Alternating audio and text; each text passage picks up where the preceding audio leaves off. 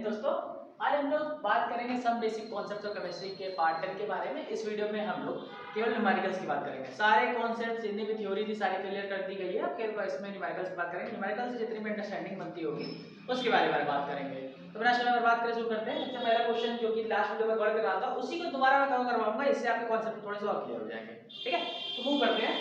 सबसे पहला density of the 3 molar molarity, m मतलब कैपिटल M मतलब मोलैरिटी होता है। सॉल्यूशन ऑफ NaCl इज 1.25 ग्राम पर मिलीलीटर। ठीक है, ये ml मतलब मिलीलीटर होता है यहाँ पर। Calculate the molarity of the solution. एक मैं जब पढ़ता था तो मेरे सर ने मुझे बताया हुआ था कि सबसे सही तरीका किसी न्यूमेरिकल को सॉल्व करना होता है उस न्यूमेरिकल को सबसे सही से पढ़िए। ठीक है, तो सबसे पहले तो इस न्यूमेरिकल केमिस्ट्री की दुनिया में तो इस बात को इंपॉर्टेंस दी जाती है। न्यूमेरिकल्स को बिल्कुल सही से पढ़ना चाहिए आपको। सबसे पहले इसमें दिया गया 3 मोलैरिटी की सॉल्यूशन है। मैंने क्या करा, मोलैरिटी को लिखा 3 मोलैरिटी का सॉल्यूशन है, ये लिख दिया। और मोलैरिटी का मतलब क्या होता है समझते हैं। मोलैरिटी का मतलब होता है number of moles of solute dissolve in 1 litre के वॉल्यूम के सॉल्यूशन में डिसॉल्व होना चाहिए। ओके, फिर बात करते हैं तो 3 मोल पर लीटर आएगा ना, ये दे दिया गया था। क्या बोलते हैं 3 मोलैरिटी की यूनिट जो है 3 मोल पर लीटर आएगा। मोल किसका, या तो किस चीज की बात करी जा रही है आपके सॉल्यूट में, NaCl की। 3 मोल NaCl डिसॉल्व होगा 1 लीटर सॉल्यूशन में। इतना क्वेश्चन में बात हम लोगों को ये बात बताई गई थी। 3 मोलैरिटी का मतलब ये निकलता है, ये मैंने निकाल लिया। ये क्या दिया गया, ये डेंसिटी दी गई है। ठीक है, क्या दी गई है कि density of the 3 molarity solution of NaCl is, तो डेंसिटी दी गई है। डेंसिटी का यूज कहां करेंगे, पूछा हम लोग से मोलैरिटी क्या है, तो मोलैरिटी का मतलब क्या होता है जरा समझते हैं। Molarity is equal to number of moles of solute divided by क्या, मास ऑफ सॉल्वेंट। क्या दिया गया, मास ऑफ सॉल्वेंट। ओके, तो यहां पर इसमें अंतर क्या है समझते हैं। सबसे पहला तो अंतर, ये सॉल्यूशन है ये सॉल्वेंट है, सबसे पहला अंतर ये है।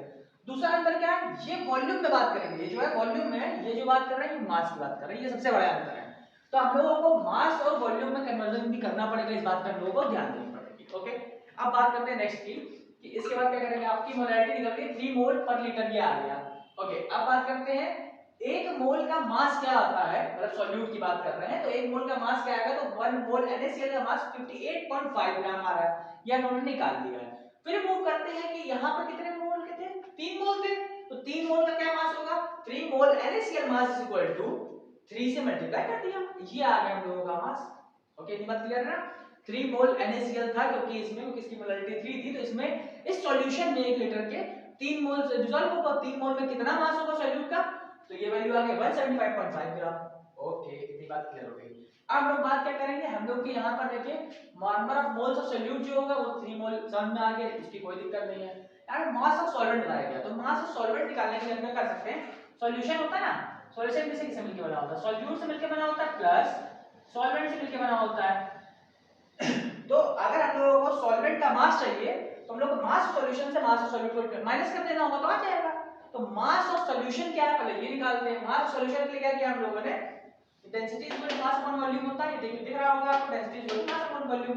तो mass of solution is equal to mass of density, sorry density of solution into volume of solution, ये निकाल दिया जाएगा। तो वॉल्यूम ऑफ सॉल्यूशन क्या था, 1 लीटर था, ये देखिए 1 लीटर में तो बात करी जा रही है, 1 लीटर था, तो 1 लीटर को हम लोग यहाँ पर देखिए ये चीज किसमें दी गई है, मिलीलीटर में। क्वेश्चन में मेंशन किया गया था डेंसिटी मिलीलीटर में दी गई थी, तो इसको उन्होंने मिलीलीटर में कन्वर्ट किया वॉल्यूम को। फिर इसके बाद यहाँ पर कितना डेंसिटी से मल्टीप्लाई करते हैं, तो वॉल्यूम तो हम लोगों ने 1 लीटर को हम लोगों ने लिख दिया 1000, डेंसिटी क्या थी 1.25 जो कि आप यूज करेंगे, इस वजह से इसको मल्टीप्लाई करके ये दिया है 1250 ग्राम आ गई। ये क्या आया, मास ऑफ सॉल्यूशन आया है। मास ऑफ सॉल्यूट क्या आया था 175.5, जो ये निकाला हुआ था। तो मास ऑफ सॉल्वेंट क्या होगा, मास ऑफ सॉल्वेंट सिंपल सी बात है, मास ऑफ सॉल्वेंट होगा सॉल्यूशन से सॉल्यूट को माइनस कर देंगे। तो सॉल्यूशन क्या था 1250, सॉल्यूशन के बाद सॉल्यूट क्या था 175.5, इसको माइनस कर देंगे 1074.5 ग्राम आ गया। इतनी बात बिल्कुल क्लियर है।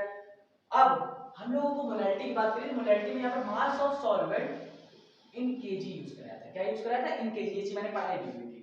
तो यहाँ पे केजी की बात करी जाएगी, तो हम लोगों ने 1074.5 ग्राम में जो कि मेंशन है, ग्राम में हम लोग ने इसलिए करा क्योंकि यहाँ पे डेंसिटी ग्राम में दी गई है। अगर यहाँ पे डेंसिटी किलोग्राम में दी गई तो हम लोग कन्वर्ट नहीं करते। Is it clear to you, okay, मान लेते हैं क्लियर हो चुका है। आगे बढ़ते हैं तो फिर 1 पॉइंट से मतलब 1000 डिवाइड करते हैं ग्राम को, तो केजी में कन्वर्ट हो जाएगा। तो फिर molarity is equal to number of moles of solute divided by moles mass of solvent. या के नंबर ऑफ मोल्स कितने डिसॉल्व थे, एक मोलैरिटी की बात करेंगे, मोलैरिटी का सॉल्यूशन था 3 मोलैरिटी अगर बताई जा रही है उसका मतलब है 1 लीटर में 3 मोल डिसॉल्व है। तो भाई जब मोल की मोलैरिटी की बात करोगे तो कितने डिसॉल्व होंगे? 3 मोल ही डिसॉल्व होंगे। तो 3 मोल की हमने वैल्यू रखी 3 और मास ऑफ सॉल्वेंट कितना आएगा 1.0745। तो ये हम लोगों ने कर दिया 2.79 मोलैरिटी का ये सॉल्यूशन हो जाएगा। Is it clear to you? ये क्वेश्चन आपका सॉल्व हो गया। अब प्रूव करते हैं नेक्स्ट क्वेश्चन पे। नेक्स्ट क्वेश्चन क्या है? नेक्स्ट क्वेश्चन क्या है? Calculate the molarity of NaOH। NaOH की मोलैरिटी को निकालना है। जब सॉल्यूशन प्रिपेयर किया गया उसमें 4 ग्राम का NaOH डिसॉल्व किया गया 250 ml, ml मतलब मिलीलीटर के सॉल्यूशन में 250 ml के सॉल्यूशन में डिसॉल्व किया गया। आप देखिए समझते हैं बहुत अच्छे से।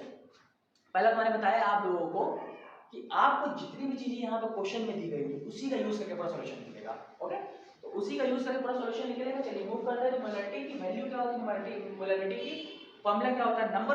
Numbers of moles of solute, number of moles of solute, number of moles of solute divided by volume of solution in litre. इस बात पे ध्यान दीजिएगा, यहाँ पे वॉल्यूम का मेंशन कराया है और लीटर में मेंशन कराया है। तो सबसे पहले हम क्या करें? Number of moles of solute निकाल लेते हैं। तो सॉल्यूट का मोल्स निकालने के लिए क्या कितने ग्राम दिया गया है? 4 ग्राम दिया गया। मोलर मास कितना होता है NaOH का? ये निकाल लिया। सॉल्यूट का मोलर मास क्या होगा? 40 आएगा। जो Na का क्या है? 23, O का क्या है? 16, हाइड्रोजन 1, ऐसा करके 14 निकाल दिया। Is clear to you? Okay, तो नंबर ऑफ मोल्स क्या होता है? Given mass upon molar mass. तो गिवन मास कितना था? 4 ग्राम था, 4 ग्राम लिख दिया। मोलर मास कितना था? 40 था, 40 लिख दिया। 4 अपॉन 40 इक्वल टू 0.1 हो गया। 0.1 क्या? ये नंबर ऑफ मोल्स है। ओके, अब हम लोग बात करें number of moles of solute divided by volume of solution. तो वॉल्यूम कितना दिया गया? 250 ml दिया गया है। तो 250 ml को हम लोग कन्वर्ट कर सकते हैं लीटर में। उसके लिए 1000 डिवाइड करना है। क्यों? क्योंकि आपको पता होगा कोई भी सॉल्यूशन अगर मिलीलीटर में दिया गया उसको लीटर में कन्वर्ट करना होता है तो क्या करते हैं? Divided by 1000, simple. तो 1000 से डिवाइड करके 1.12.4 या फिर 0.225 आएगा। फिर molarity is equal to number of moles of solute divided by volume of solution 0.05। तो इसकी वैल्यू क्या आ जाएगी? 0.4 मोलैरिटी आ जाएगी। ये इसका होगा। अब इससे एक चीज और समझते हैं, मोलैरिटी को कोई भी टेम्परेचर से फर्क नहीं पड़ता क्योंकि उसमें मास का यूज हो रहा होता है, मास से कोई फर्क नहीं पड़ता है। लेकिन यहाँ पर हम लोग बात कर रहे हैं वॉल्यूम की। क्यों? मोलैरिटी का फॉर्मूले में क्या आता है? Number of moles of solute divided by volume of solution. ठीक है, वॉल्यूम ऑफ सॉल्यूशन बात करें तो वॉल्यूम में फर्क पड़ता है टेम्परेचर से। इस वजह से टेम्परेचर में कोई वेरिएशन होगा इसमें तो मोलैरिटी डिफर कर सकती है, लेकिन मोलैरिटी डिफर नहीं करेगी। तो ये हो गया आपका 2 क्वेश्चन। अब मूव करते हैं नेक्स्ट क्वेश्चन पे। तो अब नेक्स्ट क्वेश्चन ये है, पढ़ते हैं। A solution is prepared by adding 2 gram of a substance A to 18 gram of water. Calculate the mass percent of the solute. ये क्वेश्चन मास परसेंट पे बेस्ड है। मास परसेंट क्या होता है आप लोगों को बताया हुआ था। मास परसेंट पे मैंने कॉन्सेप्ट पूरा पढ़ा हुआ था, उसके बारे में डेफिनेशन पूरी बताई हुई थी। मास परसेंट किसी भी सब्सटेंस A का निकालना होगा तो उसका फॉर्मूला होता है mass substance of A divided by mass of the solution multiplied by 100। इससे परसेंट निकल जाता है और सिंपल सा है, इससे इजी कोई भी कॉन्सेप्ट नहीं है पूरे फर्स्ट चैप्टर में। तो मास परसेंट के लिए करते हैं। अच्छा पहले तो ये 2 ग्राम ऐड किया गया सब्सटेंस 18 ग्राम वाटर में। तो आपको पता होगा सॉल्यूट और सॉल्वेंट जो होता है इनमें मेन डिफरेंस ये होता है जिसकी मात्रा ज्यादा हो गई, मान लीजिए A और B है, इन A और B में जिसकी मात्रा ज्यादा आ गई, इसका अमाउंट ज्यादा हो गया, वो सॉल्वेंट में जाता है, इसका अमाउंट कम होगा सॉल्यूट बन जाता है। तो इस वाले में 2 ग्राम सब्सटेंस A ऐड किया गया 18 ग्राम वाटर में, तो 18 ग्राम जो है वो यहाँ पर सॉल्वेंट बन जाएगा। और सॉल्यूशन क्या होगा? सॉल्वेंट प्लस सॉल्यूट, मतलब इन दोनों को ऐड कर देंगे तो सॉल्यूशन बन जाएगा। सॉल्यूशन में कितना मास जाएगा? 18 ग्राम प्लस 2 ग्राम 20 ग्राम। तो चलिए सॉल्व करते हैं। मास परसेंट ऑफ A का फार्मूला होता है mass of A mass of solution multiply by 100। Mass solution कितना आएगा? 18, जो कि मैंने बताया था 18 ग्राम वाटर है, प्लस 2 ग्राम जो सब्सटेंस A था वो, इन दोनों को ऐड कर देंगे तो मास सॉल्यूशन 20 ग्राम आ जाएगा। फिर मास परसेंट बात करेंगे तो मास परसेंट होगा A का मास कितना था? 2 ग्राम, 2 लिख दिया। मास सॉल्यूशन में 20 लिख दिया, मल्टीप्लाई बाय 100 तो इसको सॉल्व करेंगे 10% आ जाएगा। ये इसका सॉल्यूशन का आंसर था। अब मूव करते हैं नेक्स्ट पे। नेक्स्ट क्वेश्चन है how many moles of methane are required for 22 gram CO2 after combustion. ठीक है, कंबशन की रिएक्शन को अगर आप जानते हो तो ये क्वेश्चन ये पूछ रहा है कितने मोल्स CO2 रिक्वायर्ड होंगे, कितने मोल्स सॉरी मीथेन कितने मोल्स CH4 रिक्वायर्ड होंगे 22 ग्राम CO2 बनवाने के लिए। तो मूव करते हैं सबसे पहले रिएक्शन से। रिएक्शन क्या होती है? CH4 किससे रिएक्ट करता है कंबशन में? कंबशन रिएक्शन में CH4 O2 से रिएक्ट करता है। ऑक्सीजन से कंबशन रिएक्शन क्या होती है? अगर इन जनरल बताएं, कोई भी चीज को अगर आप ऑक्सीजन की प्रेजेंस में बर्न कर देंगे उसको कंबशन कहते हैं। दैट्स इट, इतना ही इजी कंबशन होता है बस। और कंबशन की रिएक्शन में बताया जाएगा O2 CH4 से रिएक्ट करेगा तो CO2 और H2 बनता है। ये रिएक्शन आपको पहले से आनी चाहिए। तो CH4 O2 से रिएक्ट करके ये बनता है। तो CH4 और O2 की रिएक्शन होगी, कितने मोल्स O2 की रिक्वायरमेंट होगी वो बैलेंस करके निकाला तो 2O2 हो जाएंगे, 2H2 हो जाएंगे। चेक कर लेते सारा बैलेंस करके। कार्बन एक है इधर, कार्बन एक है इधर, हाइड्रोजन कितने हैं? 4 है, इधर हाइड्रोजन है 2 2 4 है। ऑक्सीजन कितने यहाँ पर? 4 है, यहाँ पर 2 ये हो गए, 2 ये हो गए, 4 है, बिल्कुल एग्जैक्टली बैलेंस है। अब मैंने ये नंबर याद रखा हुआ है, इस रिएक्शन से कई सारी चीजें आप निकाल सकते हैं। सबसे पहला तो ये निकाल सकते हैं 1 मोल CH4 जरूरत होती है 1 मोल CO2 बनाने के लिए, पहला तरीका। 2 मोल O2 की जरूरत पड़ती है 1 मोल CO2 बनाने के लिए, ये भी एक तरीका है। इसके अलावा कार्बन कितने ग्राम की रिक्वायरमेंट होगी समझते हैं। कार्बन का वेट कितना है 12, हाइड्रोजन का वेट 1 के अकॉर्डिंग 4, 16 ग्राम कार्बन मतलब मीथेन, कार्बन या हाइड्रोजन इसको बोल सकते हैं CH4 की रिक्वायरमेंट होती है। कितने ग्राम? C12 हो गया, O2 32 हो गया, 44 ग्राम CO2 बनाने के लिए एक रिएक्शन होती है। तो मैंने इसी फॉर्मूले का कॉन्सेप्ट को यूज करा हुआ है। तो समझते हैं सबसे पहले 44 ग्राम CO2 बनाने के लिए हम लोग को रिक्वायरमेंट होती है 16 ग्राम CH4 की। ये मैंने लिख दिया, since 44 gram CO2 is required to form 16 gram CH4, ये लिख दिया। फिर उसके बाद बताएंगे 1 ग्राम के लिए कितना हो, यूनिटरी मेथड के लिए 44 को डिवाइड कर दिया, 16/44 इतना ग्राम की रिक्वायरमेंट होगी। फिर बात करते हैं, पूछा कि 22 ग्राम CO2 के लिए कितना चाहिए, 22 ग्राम CO2 के लिए कितना चाहिए। 22 gram CO2 is formed from CH4 के लिए 22 से मल्टीप्लाई कर दिया, सॉल्व करेंगे तो 8 ग्राम आ जाएगा।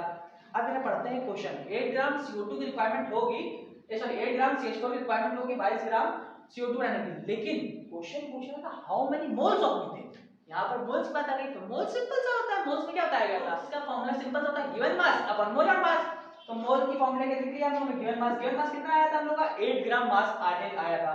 और मोलर मास कितना होता है CH4 का 16 होता है, तो 8 1 16 करते हैं 0.5 मोल आ जाएगा। इतनी रिक्वायरमेंट थी हम लोगों को इसको सॉल्व करने के लिए। तो 0.5 mole CH4 is required to produce 22 gram of CO2, simple सा है। अगर इसमें क्वेश्चन में थोड़ा सा ट्विस्ट होता, ट्विस्ट होने में क्या कर सकते थे समझते हैं। यहां बोल दिया जाए आपको 1 मोल CO2 बनाना है, कितने मोल CH4 की रिक्वायरमेंट होगी 1 मोल होगी। यहां बोल देगा 0.5 मोल CO2 बनाना, तो कितने की रिक्वायरमेंट होगी 0.5 मोल CH4 की रिक्वायरमेंट होगी। ऐसा भी क्वेश्चन हो सकता था। तो ये दोनों क्वेश्चन हो गए। अब फिर मूव करते हैं नेक्स्ट स्क्रीन पे, उस स्क्रीन में फिर दो क्वेश्चन एक बार करते हैं, ऐसे करके सारे मोबाइल को कवर करेंगे। हां, तो अब मूव करते हैं नेक्स्ट क्वेश्चन पे। नेक्स्ट क्वेश्चन है calculate the amount of water produced by the combustion of 16 gram of methane. अब देखिए कंबशन की रिएक्शन तो पढ़ा चुके थे आपको, उसमें मैंने मेंशन किया था CH4 react with O2 to give CO2 plus H2O, इसके बारे में पढ़ाया हुआ था। तो इसका पूरा मेंशन करा था, सेम सारी चीजें लिखी हुई थी, 12 + 16 अमाउंट निकाल कर दिखाया हुआ था। O2 का 32 आता है क्योंकि 2 मोल्स ऑफ O2 है तो ये 64 हो जाएगा। CO2 का आपका एक ही मॉलिक्यूल आया है, 1 मोल यूज हुआ है तो 12 + 32 कर देंगे 44 हो जाएगा, और H2 का सेम लिखा हुआ है।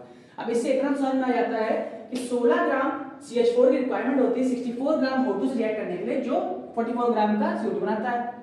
क्वेश्चन ये पूछ रहा था 16 ग्राम मीथेन कब बनेगा, ठीक है, 16 ग्राम मीथेन कब बनेगा, या फिर calculate the amount of water, कितना वाटर लगेगा 16 ग्राम मीथेन से रिएक्ट करने के लिए। तो यहाँ पर साफ साफ देखिए मीथेन इसको बोलते हैं CH4 को, 16 ग्राम मीथेन रिएक्ट कर रहा है, कितना वाटर बना 36, तो ये सिंपल सा आंसर था, कुछ इसमें कैलकुलेशन नहीं थी, बस इसी रिएक्शन से आ गया। ये आ रहा 16 gram CH4 is combust to produce 36 gram of आपका वाटर। अब इसके बाद नेक्स्ट क्वेश्चन है, ये थोड़ा टिपिकल क्वेश्चन है, इसका थोड़ा ध्यान दीजिएगा, इसमें थोड़ा कंफ्यूजन हो जाता है बच्चों को। और ये लास्ट क्वेश्चन है, इस क्वेश्चन कंप्लीट करने के बाद सारा some basic of concept of chemistry जो है, जो क्लास 11 का, उसे पूरे कंप्लीट हो जाएंगे। चलिए मूव करते हैं। तो ये क्वेश्चन दिया गया 50 kg of N2 and 10 kg of H2 are mixed to produce NH3। इसमें मेनली NH3 की रिएक्शन बताई गई है, दैट मींस ये आपकी रिएक्शन पूरी लिखी हुई है, ठीक है। तो N2 plus H2 gives NH3, इसको बैलेंस कर लेंगे तो 2 moles of NH3 प्रोड्यूस होते हैं 3 moles of H2 से रिएक्ट करके। ओके, वापस बात आते हैं, इसमें बोला गया 50 kg। हम लोग जब भी बात करते हैं मोलर मास निकलते हैं, किसी का भी मास मेंशन करते हैं वहां पे ग्राम में मेंशन करेंगे। ये जो मेंशन किया गया ना 28 आया है, 6 आया हुआ है, 34 आया, जैसे इसमें हम लोगों ने मेंशन किया था 16, 64, 44, 36, सेम इसमें भी ये ग्राम में सारा मेंशन किया गया था। तो ये ग्राम का सारे मेंशन थे, और यहाँ पर आपको जो यूनिट दी गई है वो क्या दी गई है, केजी दी गई है। तो हम लोग केजी का यूज कर रहे हैं, इसको इस वजह से ग्राम जो भी है इसको हम लोग केजी के मोल्स में ला करके केजी में कन्वर्ट करके फिर मोल्स निकालेंगे उसका। ओके, अब नेक्स्ट मूव करते हैं, क्या पूछा गया क्वेश्चन में, calculate the amount of NH3 form, कितना NH3 फॉर्म होगा, पहला क्वेश्चन है। मतलब ये दोनों दे दिए गए हैं, कितने कितने ये निकालना है, ठीक है, इतना इजी है। फिर आइडेंटिफाई करना लिमिटिंग रिएजेंट क्या होता है इस प्रोडक्शन में। लिमिटिंग रिएजेंट के बारे में बताया हुआ था, लिमिटिंग रिएजेंट क्या होता है, तो हम लोग उससे बताते हैं जो अमाउंट कम प्रेजेंट होता है पूरी रिएक्शन में, जिसकी वजह से पूरी रिएक्शन रुक जाएगी और उसकी लिमिट कर देगी पूरी रिएक्शन को, उसी को लिमिटिंग रिएजेंट कहते हैं, ठीक है। तो लिमिटिंग रिएजेंट वो होगा जिसमें 1 मोल ऑफ N2 और 3 मोल ऑफ H2 की रिक्वायरमेंट होगी। जो चीज इन दोनों में कम होगी वो लिमिटिंग रिएजेंट आ जाएगा, ये भी पता कर लेंगे। फिर और कुछ भी दिया गया देखते हैं, लिमिटिंग रिएजेंट ऑफ प्रोडक्शन नहीं, बस इतना ही बोला गया था। ठीक है, अमोनिया की बैलेंस रिएक्शन मैंने लिखी N2 plus 3H2 gives 2NH3, ये रिएक्शन दी गई थी। सेम हम लोगों ने पूरा निकाल दिया। देखिए N2 का आपका मोलेकुलर मास N का क्या आ रहा था 14 आ रहा था, क्योंकि 2 है तो 14 2 28 आ गया, ये आपका लिख दिया मैंने 28 ग्राम। सेम इसका H2 को निकाला 3 2 6 आ गया, ये NH3 का निकाल दिया तो 14 प्लस 3 17 आता है, और 2 मोल्स है इसके तो 34 आ गया। इतनी पूरी चीजें मेंशन कर दी गई हैं।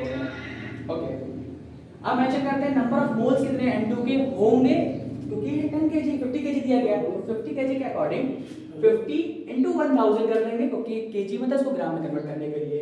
और हम लोग का मोल्स निकालने के लिए फॉर्मूला क्या होता है, given mass upon molar mass. तो मोलर मास क्या था इसका 28 था, तो 28 से डिवाइड कर दिया, ये वैल्यूज आ जाएंगी। तो मतलब इतने मोल्स हम लोगों के इतने ग्राम में हैं। क्लियर? ओके, फिर बात करते हैं H2 के कितने मोल्स बनेंगे। H2 के 10 kg दिया गया था, तो kg को हम लोगों ने ग्राम में कन्वर्ट करने के लिए 1000 से मल्टीप्लाई कर दिया। फिर क्योंकि H2 का मोलर मास क्या आएगा 2 आएगा, तो 2 से डिवाइड कर दिया, तो ये आ गए इतने नंबर ऑफ मोल्स H2 के बनेंगे। इतनी बात भी क्लियर हो गई। ये दिए गए थे हम लोगों को। अब बात आती है कि इसकी रिएक्शन होने की रिक्वायरमेंट कितनी होती है, तो ये समझते हैं। 1 मोल N2 H2 को रिएक्शन कंप्लीट करने के लिए N2 के H2 को कितने चाहिए था, 3 चाहिए होते। कैसे पता किया मैंने, ये यहाँ पर N2 कितने थे 1 था, यहाँ पर H2 कितने थे 3 थे, तो एक N2 के मॉलिक्यूल को 3 H2 चाहिए होते थे। तो हम लोगों के पास अभी के लिए N2 के मॉलिक्यूल कितने हैं, N2 के मॉलिक्यूल हम लोग के पास है 117.85 × 10⁻²। तो इतने के लिए हम लोग कितनी रिक्वायरमेंट पड़ेगी वो हमने कर दिया, सॉरी इतने के लिए हम लोग कितनी रिक्वायरमेंट पड़ेगी हमने मल्टीप्लाई कर दिया, तो 5.355 × 10⁻³ इतने मोल्स ऑफ H2 की रिक्वायरमेंट पड़ेगी। अगर जितने ये दिए गए थे ना 17.85 × 10⁻² मोल्स, इतने पूरे N2 को रिएक्ट कराना होगा। इतनी बात क्लियर होती है। ओके, अगर यहाँ पे चेक करते हैं नंबर ऑफ मोल्स हम लोग को जो हाइड्रोजन के प्रेजेंट थे वो तो 5.10⁻³ थे, ये रिक्वायरमेंट 5.355 है। तो ये समझ में आता है H2 जो दिया गया है हम लोगों को वो तो कम है हम लोगों का जितने H2 की रिक्वायरमेंट है, तो क्योंकि required H2 is more than, जितना चाहिए वो ज्यादा है जितना अवेलेबल है, इस वजह से H2 ही लिमिटिंग रिएजेंट होगा, क्योंकि H2 कम है इसलिए रिएक्शन को रोक देगा। ये पहला आंसर हो गया। फिर नेक्स्ट पूछ रहा था ये हम लोगों से कि कितना अमाउंट ऑफ NH3 प्रोड्यूस होगा, फॉर्म होगा, उसको बता दीजिए। समझते हैं NH3 का सिंपल सा फॉर्मूला है, जैसे 1 ये रिएक्ट करता है 3H2 होता है, 3 होगा। देखिए क्योंकि लिमिटिंग रिएजेंट H2 है, तो H2 के बिहाफ पे हम लोग चेक करेंगे NH3 कितना बन रहा है। तो 3 मोल NH2 का रिक्वायर्ड होता है 2 मोल ऑफ NH3 बनाने के लिए, तो हम लोग कर लेते हैं 3 मोल रिक्वायर्ड होता है H2 2 मोल बनाने के लिए, 1 मोल के लिए 2 से 3 से डिवाइड कर देंगे इसको यहाँ पेश करके। फिर हम लोग के पास कितना था अभी 5 × 10⁻³ था, 5 × 10⁻³ के लिए मल्टीप्लाई कर देंगे, 3.33 × 10⁻³ मोल्स आ जाएगा। ओके, इतनी बात तो क्लियर हो गई। अब आपका लेकिन क्वेश्चन ये दिया गया था कि आप बताया गया था NH3 के ग्राम में बता दो, तो NH3 के ग्राम में क्या करना पड़ेगा, कुछ नहीं। ये कितना था 34 था, 34 से मल्टीप्लाई कर देंगे, आपका ग्राम में कितना अमाउंट आ जाएगा, कितना अमाउंट आ जाएगा वो पूरा क्लियर हो जाएगा आपका। ओके, इसको मैं रख करके पूरा क्लियर करता हूँ फिर बताता हूँ। तो यहाँ पर आ गए हैं, तो 1 मोल NH3 के लिए हम लोगों का कितना वेट आ रहा था NH3 का 17 आ रहा था, यहाँ पर 2 मोल थे जैसे 34 आ रहा था, 17 को यूज करेंगे। तो 1 मोल के लिए NH3 में कितने होते थे 17 होते थे, 2 मोल के लिए 34 होते थे। सेम वैसे ही 3.33 × 10⁻³ मोल के लिए कितना रिक्वायर्ड होगा 3.33 × 10⁻³ से मल्टीप्लाई कर देंगे, 56.61 × 10⁻³ ग्राम आ जाएगा। केजी में करेंगे तो 56.6 केजी आ जाएगा। हम लोग से यहाँ पर ग्राम में पूछा भी गया था, तो ग्राम में 56.61 × 10⁻³ ग्राम आ जाएगा। ये सब बेसिक कॉन्सेप्ट ऑफ केमिस्ट्री का पूरा चैप्टर कंप्लीट हो गया विद न्यूमेरिकल्स। इसके अलावा पूरी एनसीईआरटी में कुछ भी अलग नहीं है जो मैंने नहीं पढ़ाया हुआ। अगर इसको पूरा आपने